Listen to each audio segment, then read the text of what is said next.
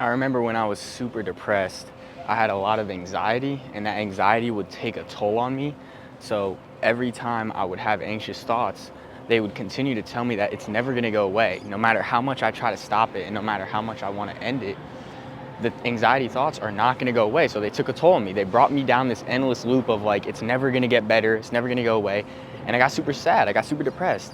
I used to come home from school when I was younger and I would literally just cry sometimes.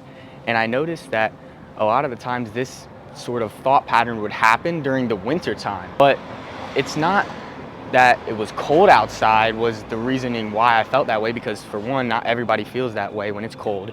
And for two, matter of fact, cold shock proteins when you're outside or when you do cold plunges or something like that actually boost dopamine higher than cocaine levels.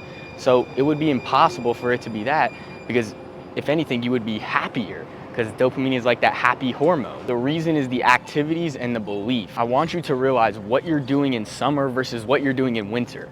In summer, you're probably going on vacations with your family. You're probably outside in nature, hanging out with your friends in the awesome warm sunshine, going to the pool, doing fun activities outside in nature. Then comes winter time and you ask to play outside with people and people don't even want to come out of their house because it's all cold and then it gets dark.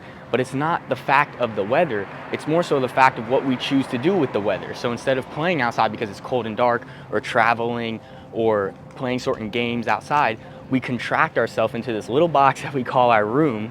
And what are we doing in there to fill this lonely feeling or feeling by ourselves all the time? Is we play video games with those people, or maybe we scroll on our phone to feel connection with people on social media. And what do those things do? Those are high dopaminergic activities, which means that if they have a surge in dopamine that high, there's also going to be a big drop off in dopamine, which is why in the neuroscience world we call this postpartum depression. This is exactly what depression is. It's that dopaminergic drop off, and it happens in the wintertime. And those are the activities. And then you believe subconsciously that you're just depressed. So you decide not to change it because you feel like you can. There's a famous speaker, a guy by the name of Tony Robbins, and he does this 4-day seminar, 12 hours a day, rewiring of the nervous system. And he calls it his Unleash the Power Within. During this event that I attended to, by the way, he says that Harvard did a study where people were clinically depressed and they gave them psilocybin mushrooms for 30 days. And about 96% of the people, or maybe it was 100% of the people, it was close enough, said that they didn't have any suicidal thoughts anymore because those were the people that they brought in. They didn't have any clinical depression, no symptoms at all. And so he said, well, what if we do this naturally? So he did this at his events. He got clinical depressed people and people with suicidal thoughts, and they did studies on him. And after those 4 days, for the next 30 days, they showed no symptoms whatsoever. 100% of the people were essentially cured from these diseases. I know I can't really say that online, but they were, and they didn't go back ever since then. And what he does at these events is something called physiology first. For example, if I told you to act depressed or whatever, let me go in this corner real quick so it's nice and dark, but you'd probably get in a dark area, cover down, put your head down, and this is how a depressed person would stand. But if I told you to stand like a powerful person, a public speaker, you'd stand big and strong and tall. This is physiology first. And there's studies shown that just by standing in that Superman position, that it can boost testosterone, it can drop off cortisol, which is that stress hormone that's making you feel depressed.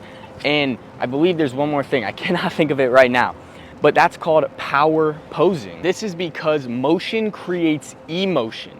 If you've ever gone on a run before or worked out, you've probably noticed that after that workout, you feel pretty good. You usually don't feel bad after doing something like that. That's because you're changing your physiology first to change your psychology. This is exactly what I was saying beforehand, is in the wintertime, we're usually not as active.